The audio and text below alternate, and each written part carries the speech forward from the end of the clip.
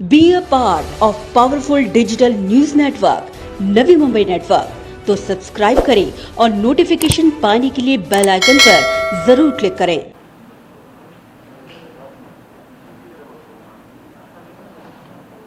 आज आम्ही MMR रिजनमध्ये पहिल्यांदा पनवेल महानगरपालिका क्षेत्र आणि आता नवी मुंबई महानगरपालिका क्षेत्रामध्ये कोविडच्या संदर्भातली परिस्थितीचा आढावा घेण्याकरता या ठिकाणी आलो आहोत। आम्ही नवी मुंबईमध्ये आल्यानंतर पहिल्यांदा वाशी जनरल हॉस्पिटल जे आहे, ज्याला आता कोविड हॉस्पिटल म्हणून परिवर्तित केलं आहे, त्या ठिकाणी जाऊन तिथली सगळी माहिती घेतली आणि एकूण तिथला सगळा आढावा देखील आम्हाला देण्यात आला। त्यानंतर सिडको एक्झिबिशन सेंटरला आम्ही भेट दिली, ज्या ठिकाणी सिडको एक्झिबिशन सेंटरमध्ये एक मोठी व्यवस्था उभी करण्यात आली आहे। तर त्याही संदर्भात तिथली सगळी पाहणी केली आणि अर्थात तिथे जी व्यवस्था उभी केली आहे त्यामुळे तिथल्या पेशंट्सला शुभेच्छा देखील त्या व्यवस्थेतनं देता आल्या। इथे नवी मुंबई महानगरपालिकेमध्ये येऊन एकूणच आयुक्तांसोबत आम्ही त्या ठिकाणी भेट घेतली आणि संपूर्ण नवी मुंबई महानगरपालिका क्षेत्रामध्ये कशा प्रकारे कोविडचा मुकाबला चाललेला आहे आणि त्या संदर्भात काय स्ट्रॅटेजी आहे ही देखील समजून घेण्याचा प्रयत्न केला। सगळ्यात पहिल्यांदा एक गोष्ट या ठिकाणी लक्षात येते की गेल्या महिन्याभरात कोविडच्या पेशंटची संख्या ही मोठ्या प्रमाणात वाढते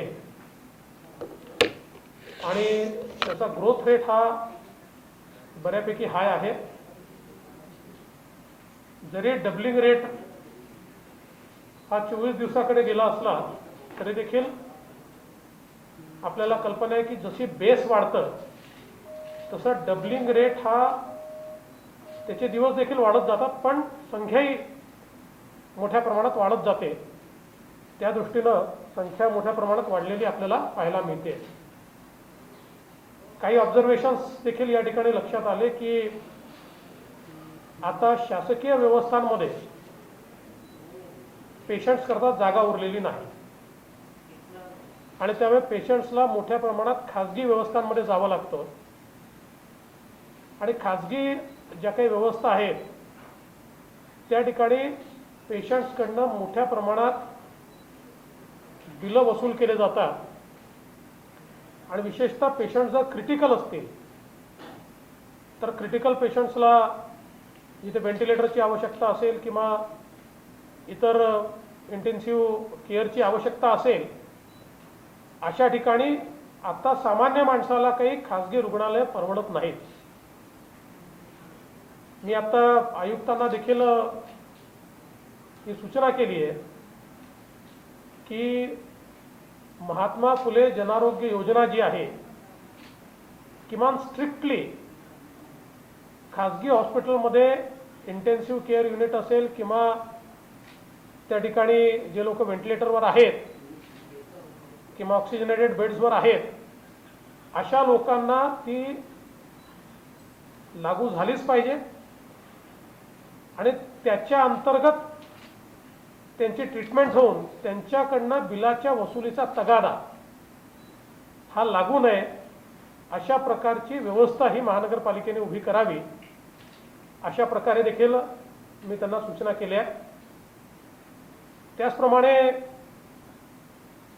माननीय गणेश नाईक साहेबांनी एक गोष्ट महत्त्वाची लक्षात आणून दिली की जनरल हॉस्पिटल हे कोविडला कन्वर्ट झाल्यामुळे विशेषतः जो गरीब पेशंट आहे आणि जो नॉन कोविड पेशंट आहे याच्याकरता कुठल्याही व्यवस्था उरलेल्या नाहीत आणि त्याकरता मग नंतर असा निर्णय झाला होता की सिडकोची जी व्यवस्था उभी केली आहे त्या ठिकाणी व्हेंटिलेटर्स आणि ऑक्सिजनेटेड बेड्स तयार करून टप्प्याटप्प्यानं सिव्हिल हॉस्पिटल हे नॉन कोविडला देखील उपलब्ध करून द्यावं, परंतु ते काम पाहिजे त्या वेगाने होत नाही आहे आणि म्हणून आज ती देखील आम्ही विनंती केली आहे की ते वेगाने त्या ठिकाणी केलं पाहिजे.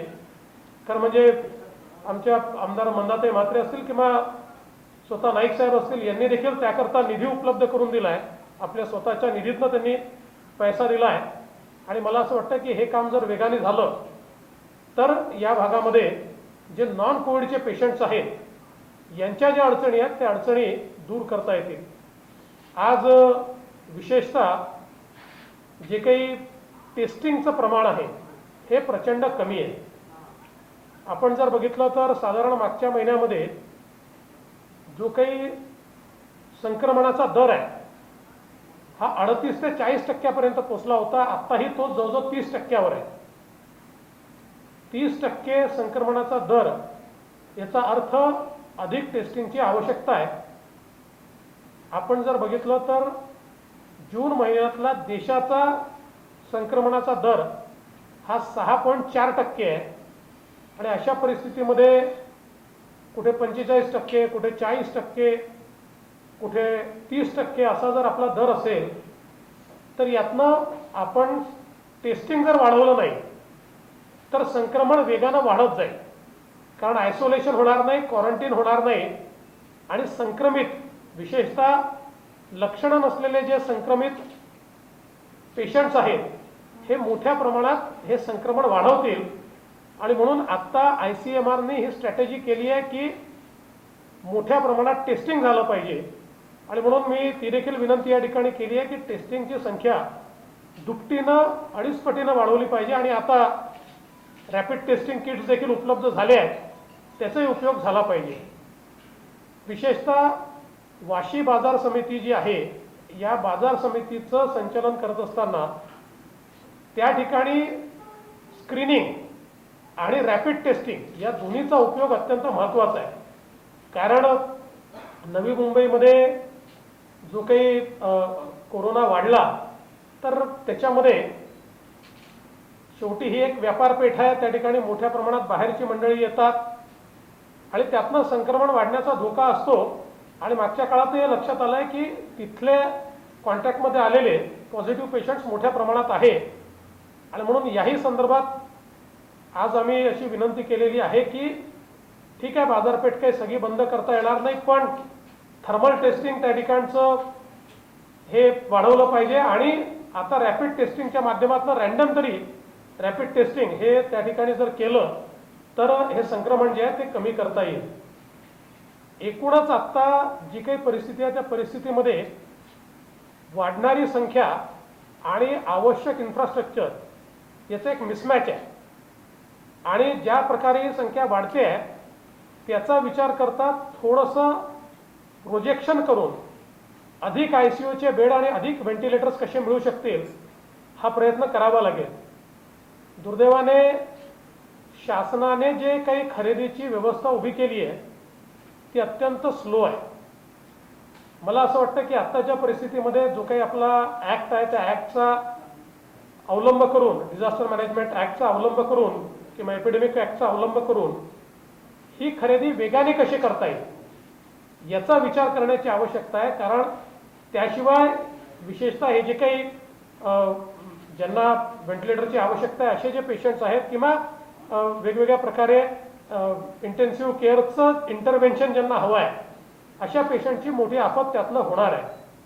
मला असं वाटतं की या सगळ्या गोष्टींकडे जिल्हा प्रशासन असेल, महानगरपालिका प्रशासन असेल, कारण आपल्याला आता कल्पना आहे की नवी मुंबई महानगरपालिकेमध्ये आता ॲडमिनिस्ट्रेटर आहेत, आयुक्त हे स्वतः ॲडमिनिस्ट्रेटर आहे.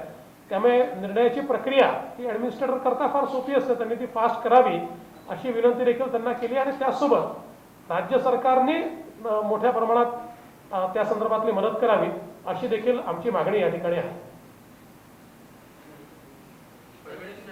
ज्याप्रमाणे आता नवी मुंबईत एकीकडे कोरोना आहे तो चढता आहे आणि अशा परिस्थितीत जेव्हा आयुक्तांच्या बदल्यांचा निर्णय घेण्यात येतो कितपत योग्य वाटतं, कसं पाहता या निर्णयाकडे? मला असं वाटतं की एकूणच आयुक्तांच्या बदल्या करणं ही काही फार चांगली स्ट्रॅटेजी असं मला वाटत नाही. एखाद्या ठिकाणी खूपच नॉन परफॉर्मन्स असेल आणि काही अडचण असेल तर अशा वेळेस विचार केला जाऊ शकतो. परंतु सरसकट अनेक आयुक्तांच्या बदल्या चालल्या आहेत. शेवटी ही जी काही सगळी लढाई आहे, लढाईत कन्सिस्टन्सी महत्त्वाची आहे. आणि आयुक्त पदावर बसलेली जी व्यक्ती असते ती वारंवार जर बदलली गेली तर या लढाईतली कन्सिस्टन्सी संपून जाते.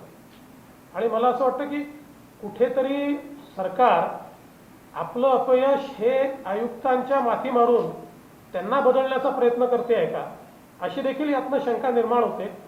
मला असं वाटतं की या संदर्भात नीट विचार हा सरकारने केला पाहिजे. अनेक मोठ्या प्रमाणामध्ये कोरोना पेशंट होतात. लॅब नसल्यामुळे टेस्टिंग लवकर होतं आणि मग त्याच्यामुळे संक्रमण वाढतं या शहरात. हे खरं आहे. आज आमच्याही बैठकीत सगळ्या आमच्या लोकप्रतिनिधींनी हाच मुद्दा मांडला. तर आज आयुक्तांनी आता आम्हाला आश्वस्त केलं आहे की ते लॅब उभी करतायत आणि आउटसोर्सिंगमधनं उभी करतायत. खरं म्हणजे लॅब उभं करणं हे काही कठीण काम नाही आहे. आणि त्याची म्हणजे लॅब उभी करणं आणि त्याला मान्यता मिळवणं हे आता आपल्या राज्यातच होतं. विशेषतः आपल्या राज्यात जसं एम्स नागपूर आहे किंवा असे 3-4 ऑर्गनायझेशन केंद्र सरकारने ICMRने त्यांना अधिकृत केल्या, प्राधिकृत केलं आहे. आणि मी देखील 2-3 लॅबला मान्यता मिळवून दिली. 3 ते 5 दिवसात देखील लॅबला मान्यता मिळते. त्यामुळे इथे एवढा उशीर त्याच्याकरता का लागला हे देखील खरं म्हणजे लक्षात घेण्यासारखं आहे. आयुक्तांच्या ज्या बदल्या झाल्या त्यामध्ये पालकमंत्र्यांना विश्वासात घेतलं नाही अशी देखील एक चर्चा होती. आज शरद पवार उद्धव ठाकरे यांची भेट झाली. त्यामागचं कारण असं सांगितलं जातं की लॉकडाऊन वाढवल्यामुळे महाविकास आघाडीमध्ये नाराजी आहे, त्याबद्दल झालं. तर कुठेतरी या महाविकास आघाडीमध्ये समन्वयाचा अभाव तुम्हाला दिसतोय का, त्यामुळे याचा परिणाम सगळ्या या कोरोना संकटावर होतोय का? मला खरं म्हणजे याच्यात राजकीय बोलायचं नाही, परंतु एक गोष्ट निश्चित आहे की विशेषतः ठाणे जिल्ह्यामध्ये अनेक आयुक्तांच्या बदल्या झाल्या. ठाणे जिल्ह्याचे पालकमंत्री स्वतः नगरविकास मंत्री आहेत. आणि त्यांना म्हणजे मी माध्यमातच वाचलं, खरं असेल नसेल मला माहीत नाही, पण काहींनी सांगितलं की त्यांना देखील याची माहिती नव्हती. आता होती की नाही तेच स्वतः सांगू शकतात. तर मला असं वाटतं की स्ट्रॅटेजी योग्य नाही आहे. समजा जर एकतर अशा प्रकारच्या बदल्या करायच्या असतील तर नगरविकास मंत्री, पालकमंत्री यांनाही थोडं विश्वासात घेतलं पाहिजे. पण शेवटी तो त्यांचा अंतर्गत भाग असेल. पण मला असं वाटतं की आपण जो दुसरा मुद्दा मांडला तो मी पहिल्या दिवशीपासून मांडतोय की आघाडीमध्ये समन्वय दिसत नाही, सरकारमध्येही समन्वय दिसत नाही, मंत्र्यांमध्ये समन्वय दिसत नाही आणि कॅबिनेट आणि मुख्यमंत्री यांच्यातही समन्वय दिसत नाही. हा समन्वय कुठेतरी वाढला पाहिजे. आणि लॉकडाऊन सारखे निर्णय घेताना एक थोडा वायडर विचार केला पाहिजे. म्हणजे लॉकडाऊन करूच नाही या मताचा मी नाही, पण आता आपण अनलॉकमध्ये आहोत. अशा परिस्थितीमध्ये पार्शल लॉकडाऊन आपण विचार करू शकतो, एखाद्या विभागाचा लॉकडाऊनचा विचार करू शकतो. फारच परिस्थिती हाताबाहेर गेली तर मोठ्या लॉकडाऊनचा विचार आपल्याला कधीतरी करावा लागेल. पण सरसकट आपण लॉकडाऊनला पॉलिसी जर केलं तर आपण यातनं कधीच बाहेर पडू शकणार नाही. म्हणून थोडा अल्टरनेट विचार आणि एक वायडर ज्याला आपण कलेक्टिव्ह विजडम म्हणतो, ते कलेक्टिव्ह विजडम देखील यात महत्वाचं आहे. एक तरफ पालिका कहती है कि बेड की कमी नहीं है, वास्तविक तौर पे आज भी लोग ऑक्सीजन बेड की कमी से मर रहे हैं. आप इस बात को मानते हैं और आज ग्राउंड रियलिटी आपने जो देखी है, आपने क्या पाया? नहीं, आपने जो बात कही वो सही है. जिस प्रमाण में बेड्स की और विशेष रूप से ऑक्सीजनेटेड बेड्स और वेंटिलेटर्स की आवश्यकता है, उतनी संख्या में वो उपलब्ध नहीं है.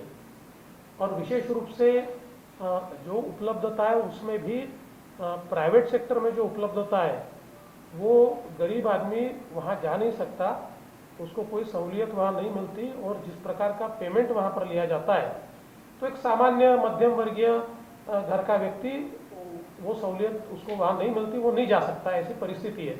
इसलिए मैंने आज ये निवेदन भी किया है कि बड़े पैमाने पर वेंटिलेटर्स की आवश्यकता अभी भी पड़ेगी.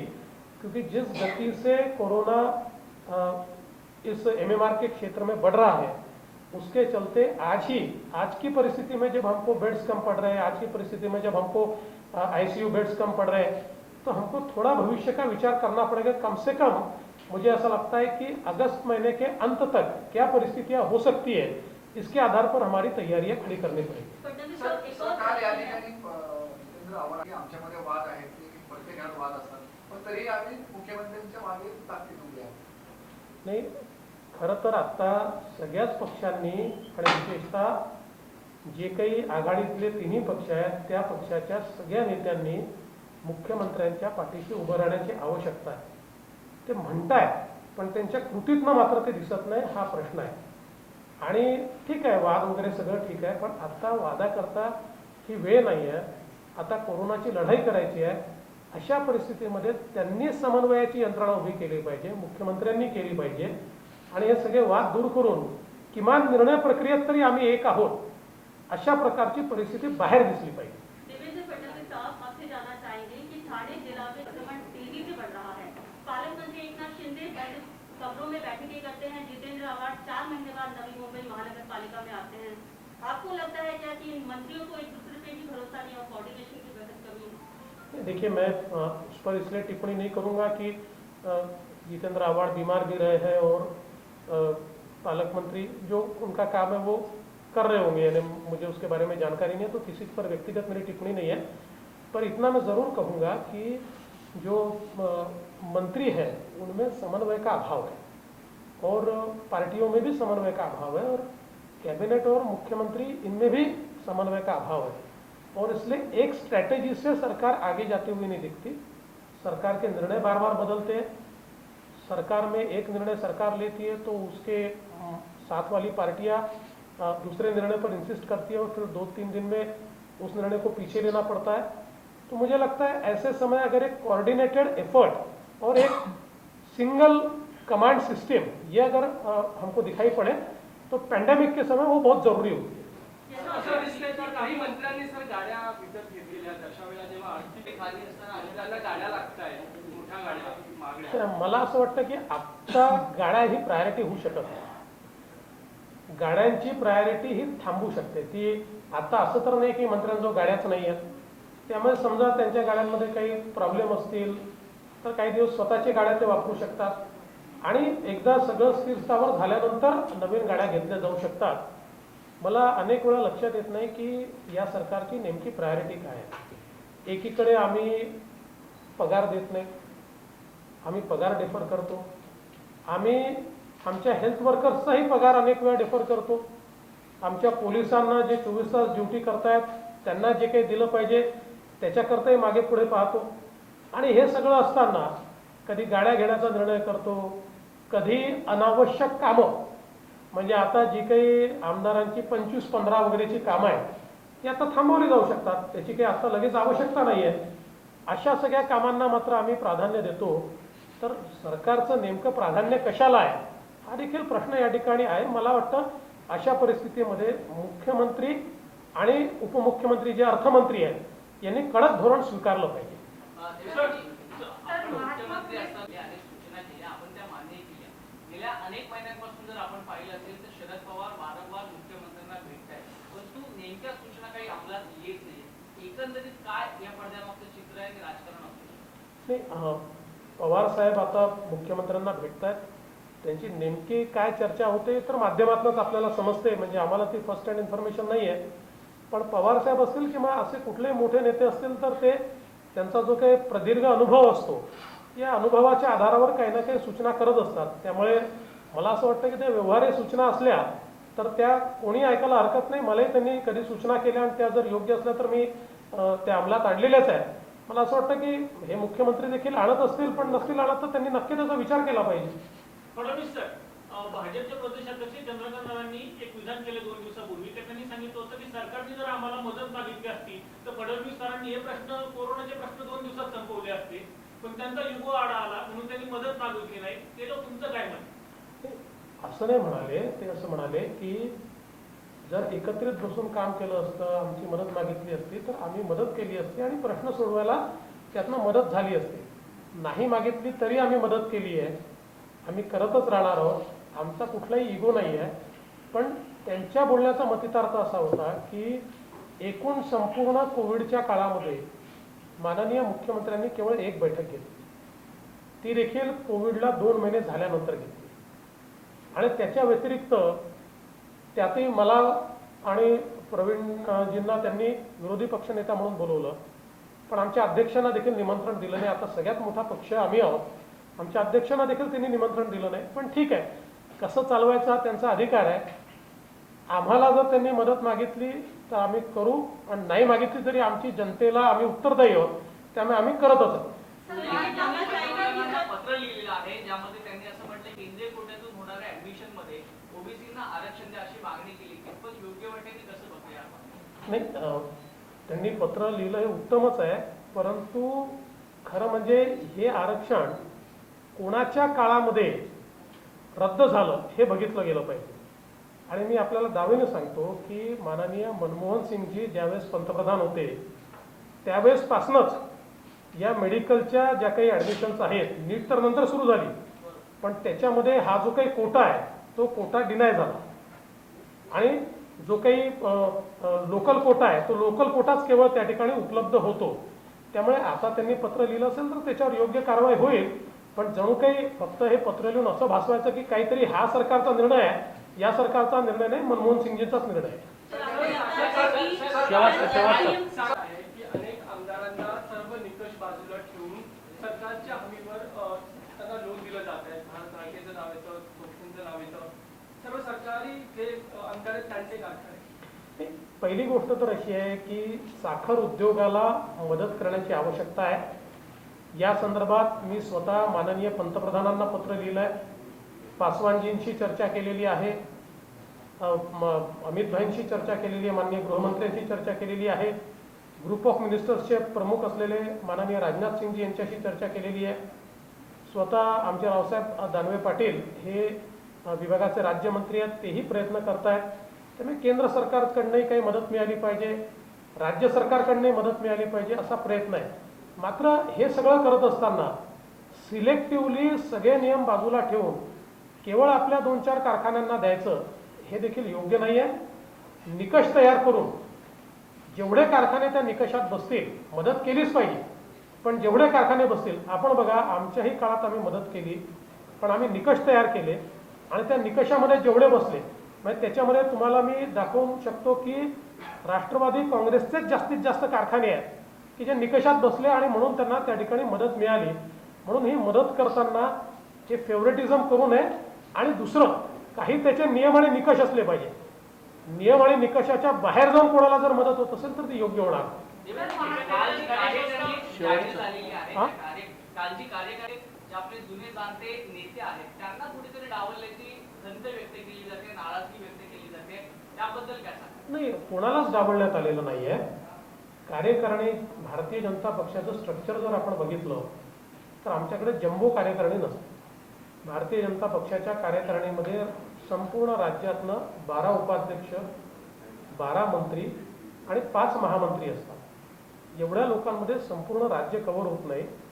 त्याच्यानंतर मग कार्यकारिणीचे काही सदस्य असतात, कार्यकारिणीवर काही निमंत्रित असतात आणि काही विशेष निमंत्रित असतात. आता उदाहरणादाखल गडकरी साहेब असतील, मी असेल, आम्ही विशेष निमंत्रित आहोत, किंवा जे काही प्रमुख लोक आहेत, उदाहरणादाखल आता आमचे कोर कमिटीचे जे लोक आहेत, नाथाभाऊ असतील, पंकजाताई असतील, किंवा आपले विनोदजी तावडे असतील, सुधीरभाऊ मुनगंटीवार असतील, हे सगळे विशेष निमंत्रित आहेत. त्यामुळे या पद्धतीनेच ती कार्यकारिणी झालेली आहे आणि कार्यकारिणी ही सर्वसमावेशक अशी कार्यकारिणी त्या ठिकाणी झाली आहे. मला वाटत नाही की कोणाची फार काही नाराजी त्याच्यामध्ये असेल. शेवटचा केंद्रात पाठवणं हा एक मुद्दा. पूर्ण कार्यकारिणीमध्ये फडणवीस यांची छाप दिसते अशी एकंदरीत राजकीय वर्तुळात चर्चा. असं आहे की मी पक्षाचा कार्यकर्ता आहे, त्याच्यामुळे कोणीही कार्यकारिणीत आला तर तो माझाच आहे आणि मी त्यांचा आहे. त्यामुळे कोणाची छाप वगैरे नाही, सगळ्यांनी विचार करून तयार केलेली कार्यकारिणी आहे. आणि केंद्रीय भाजपने काही नावं मागितलेली आहेत केंद्रीय कार्यकारिणी करता, त्याच्यातली काही नावं आम्ही केंद्राला दिलेली आहेत. एक नाव तुम्हाला समजलेलं आहे, अजून 2-3 नावं त्याच्यात आहेत.